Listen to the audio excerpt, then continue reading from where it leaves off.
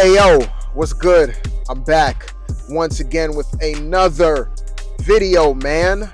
Yes, this is gonna be a little bit different. Usually when I do my movie reviews, I get to the movie review right away, but I kind of want to do this a little bit differently, so I'm trying a new format here. So I'm on my way to the movie theaters right now. In case you don't know, this movie review is going to be for Ghostbusters Frozen Empire. Came out this weekend. I did not know this movie was coming out this week. I thought it was coming out like next month, but I found out a couple days ago that it did come out this weekend. So that's what I'm gonna do. It's a beautiful Saturday, so why not, man? So I'm on my way to the movie theater. I'll see y'all in a minute. 6.5 hours later. So, like I said, just got out the theater not too long ago. Just finished watching it, and I'm here to give my thoughts. Now, we all know that Ghostbusters is a very popular franchise. It has a very cult following. Many people love it. Me personally, I never got into the Ghostbusters movies. I missed out on that whole craze. You know what I mean? But, you know, I do appreciate it for what it is. I don't really know too much about the older movies like Ghostbusters 1 and 2 and stuff like that. So as far as like the lore and all that good stuff pertaining to Ghostbusters, I'm about as dumb as rocks when it comes to that. But I did check out the Ghostbusters Afterlife movie that came out a few years ago because it did look very interesting. And like I said, you know, I still appreciate the Ghostbusters franchise. I guess you could say I'm more like a very, very casual fan of Ghostbusters. Even though I don't know like the ins and outs of the whole lore and stuff like that, I'm still like a general fan. I just like the, you know, it's 80s, it's good 80s stuff, I guess. So I did check out Ghostbusters Afterlife and ended up loving the movie. I didn't do a movie review around the time, but when I did see it, I did really like it a lot. I just thought that it was a great blend to bring, you know, new fans into the franchise who's not really familiar with Ghostbusters like myself, as well as giving people who are fans of Ghostbusters something to appreciate. And I think it did that really well because both sides ended up loving that movie. It was a well perceived movie. So, you know, of course, with Ghostbusters Frozen Empire, I was you know, looking forward to seeing this film because I did like Ghostbusters Afterlife. So, you know, in short, now that I watched the sequel, this sequel is very bland, man. It's a very just your typical run of the mill movie.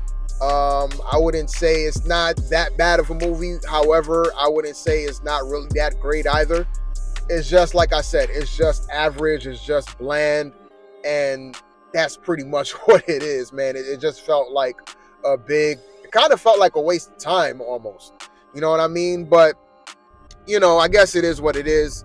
I don't think it's as bad as maybe some people believe, but I'm going to get right into it. Now, I think one of the things that really harpered this movie is the dialogue. The dialogue in this film is very, very, very dry. It's very just boring. And I think that's what really bogs down the movie because there's really not much going on other than, you know, setting up the main plot, which is, you know, you have this old entity who's trying to come back, who's stuck in a ball, and then, you know, trying to set that up. And when that's not set up, you know, you have, you know, kind of like little character development throughout the movie and stuff like that, you know, your typical stuff. But almost all of the dialogue scenes are not really interesting. They're not engaging. Like I said, the delivery is very dry. I don't know who was the director in this, but the way how he had the actors like deliver their lines, I'm just like, man, they needed a couple more takes to bring some life into the script or something because the dialogue was just not there. It was just so bleh, you know? And compared to the first one, I remember the first one, the dialogue, it was nowhere near how this one is. The first one was really good because of the interaction between the, you know, the older characters and the newer characters. But with this one, it's just like, I don't know what happened with the script. I would say it's not even so much, I guess you could say it's a little bit of writing and directing. The lines is just not there. The delivery was just not there. Like the directing as far as like how the director had the actors portray the lines, it was just not delivered with enthusiasm. It seems like everybody was bored almost. And I don't know if that was just me, but throughout the whole movie, it's like that. They try to make this, they try to have funny lines here and there, of course, but I don't think the jokes really landed because of the delivery, in dialogue itself. It just wasn't there. The characters, and that's another thing too. Like, I think the characters are a lot more boring in this one compared to the first one. They were a lot more interesting in the first one. Phoebe in this one, she is a lot less likable in this one. Not because of how she is in the movie. It's just because how everybody comes off. Like I said before, everybody comes off so dry. And I felt like Phoebe, she was like one of my favorite characters in the last movie. But in this one, it's just give some life into it, And I could say the same thing for all the other characters. And I think another problem too with this movie is that there's just way too many Ghostbusters. Like, you have the main four, which is the newest Ghostbusters, which is Harold Ramis's daughter and his granddaughter and stuff like that, and the brother. That's cool. Like Paul Rudd, who was the teacher in the first one, he's dating the mom. Like, those four, they're all right. They're cool. But then you have the older, of course, the OG Ghostbusters that, kind of makes, they're there for a good portion of the movie. And then you have them, and then you have the three other characters. Remember, that was in the first one. You have Podcast, then you have the black girl, and then you have this other guy. He's some weird, not weird, but he's some scientist. I believe he was in the first one too, but I don't remember him. So yeah, I just think that it was just too many characters, especially with the OG Ghostbusters. I just felt like they didn't need to be there too much. I do think that they was just much better just serving their role as just being the side characters, not being the main Ghostbusters busting out ghosts. Because they were, there at the end of the day, helping the other team out with the main villain. And I just don't think that they should have been there as doing their Ghostbuster thing, like how they did back in the day. I felt like their characters are better served just playing I guess you could say the mentor type characters, the older, okay, we moved on, but we're still here as, a support system. That type of character, the OG, okay, I'm retired now, but I'm still here to help in case you need me. But I just don't think that them suiting up, being Ghostbusters again, I didn't really felt like that this worked in this movie. In the last one it did, because it kind of paid homage to the original, and it was kind of in memory of, Harold Ramis's character. I forgot the name of his character in the original movies, but it was kind of an homage to that character. You know what I mean? Because he did pass away in real life. But in this one, it just felt kind of forced in the end. So yeah, man, at the end of the day, this movie, it just felt like it didn't need to exist. It's just your typical run-of-the-mill movie. Like I said, it's not bad. It's not, that good of a movie at all. It's just bland and kind of boring, to be honest with you. There are some new characters. The new characters, they're okay, I guess. You do have, I always call him Kumar because I know him as the guy from Harold and Kumar, but I don't know his real name. But he plays one of the newer characters in the film. I'm not going to spoil who he plays because he does have an important role in the movie. And then you have this ghost character who's here to, I don't want to get into it because I'm kind of getting into spoiler territory with her character. You do have some newer characters in the film. You have this, you have the guy who's from Harold and Kumar. He plays, an important character. And then you have this ghost type character who also plays another important piece to the whole plot of the movie.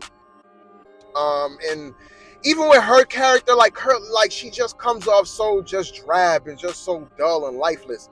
I guess because she's a ghost, but still, she has no life to her. You know what I mean? All of her lines is just bleh. And I could say the same with every single character in this movie. And I do want to point out Finn's character, the guy who played, of course, Mike in Stranger Things. Even his character in the first one, he was much more likable in the first movie. In this one, he just comes off as just your I understand he's getting older now and stuff like that, and he's like, he has like this attitude of kind of like, I don't care, kind of like nonchalantness. But in the first one, he was much more, like I said, he was much more likable. In this one, they didn't really give him a lot to work with. I felt like a lot of times he was just there as a kind of like a supporting role. And that's kind of sad to say, because in the first one, he played a much more important role in the first one. But in this one, he was just, I don't know, he just felt like he was just there. And same with, Paul Rudd's character and, Harold Ramis's daughter and stuff like that. Like, all of them, they was just there. And, it's quite disappointing, man, because the first one, Afterlife, it was, like I said, it was really good. I think it bridged that gap between bringing in some new fans like myself, but also bringing back the old fans of the old franchise of Ghostbusters and giving them, giving them enough to appreciate and giving them, a lot of nostalgia and stuff like that. But with this one, it just felt like your typical run-of-the-mill bland sequel. You know what I mean? I don't really have much to say, man. It's just a bland movie. So at the end of the day, I don't think this movie is worth a full price movie ticket. Definitely not. I would say if you're a Ghostbusters fan, you probably already saw it already. But if you're like just slightly bit curious about this movie, I would just wait until it comes out on streaming. It's not really a rush to go out and see in theaters, man. You're not really missing anything, to be honest with you. And this was like my first time back in the theater in quite a while. The last movie I saw was The Creator in theaters, and that was back in October. So it's been about 5 months since I've been to a movie theater, and this one was very much not worth my return to theaters, man. But yeah, man, that's pretty much gonna do it for my review of Ghostbusters Afterlife. Have y'all seen it? Let me know. And until my next one, man, I'm out.